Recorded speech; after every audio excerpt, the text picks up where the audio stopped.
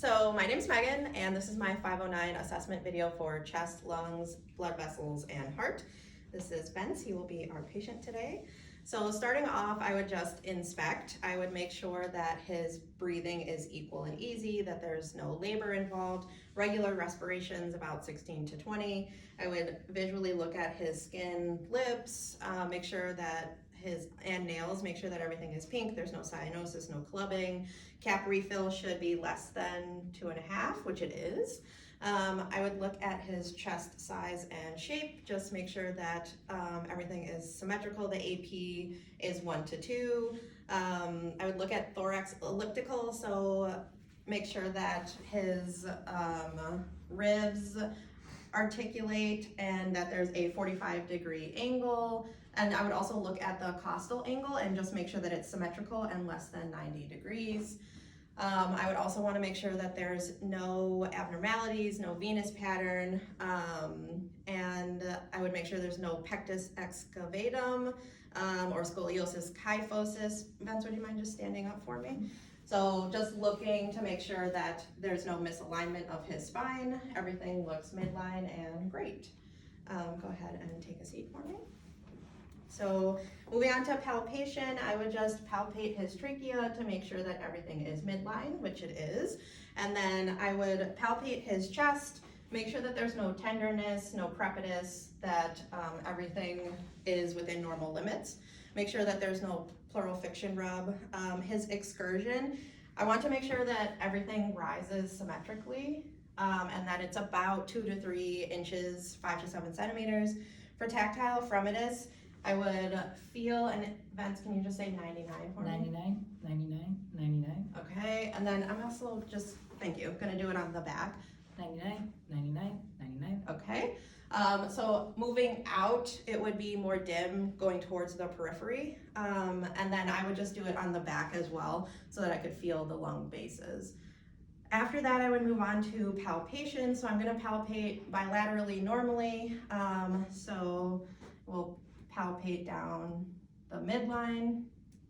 Okay, it should be resonant, but then dull where the diaphragm ends. And then his excursion should be 4 to 6 centimeters. I'm gonna have you inhale and percuss down, so big inhale in. Good. Okay, good. And then inhale one more time, and then exhale. Okay. And then the difference between those should be about 4 to 6. It should be symmetrical on each side. So listening to breath sounds, yeah, you can say it like that, that's good. I would be listening with my diaphragm.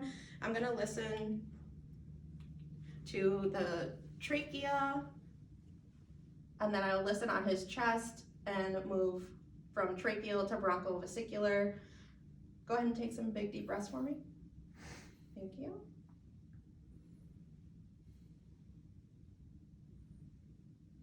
And we would be listening bilaterally.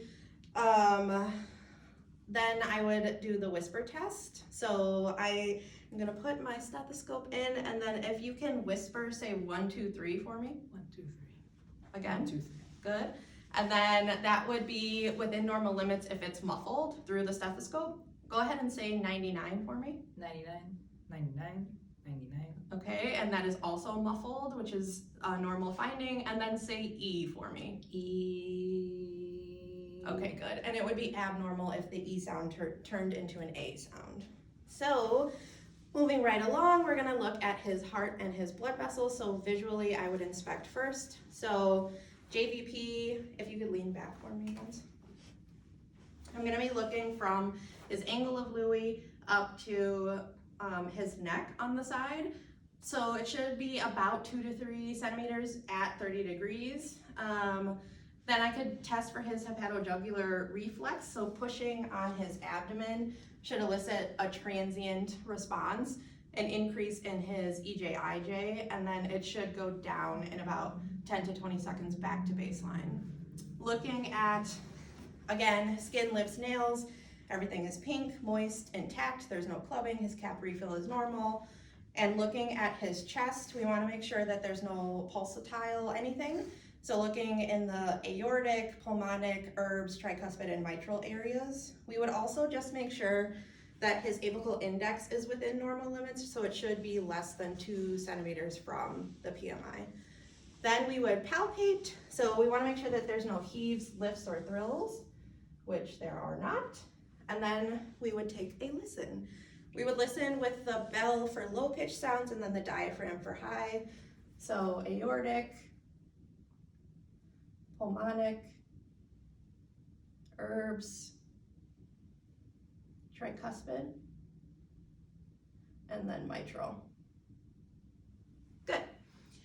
Moving on to his vessels, we would do a visual inspection first. We want to make sure that his skin color is normal for ethnicity, no lesions, no edema, everything's uniform.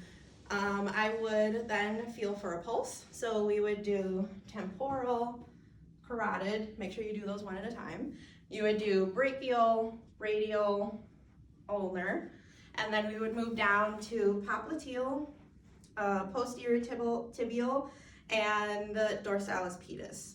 And you would do that bilaterally. They should be normally 2 out of 4. We would perform an Allen's. So we are going to perform the Allen's test. So I would occlude both the radial and the ulnar arteries. Vince, make a fist for me. And then once he releases, I would release his ulnar, and it should come back to baseline less than 6 seconds, which it did. And the Homan sign is our last assessment. So Vince, if you could dorsiflex for me. Do you feel any pain in your calf? Nope. Okay, so that would be negative.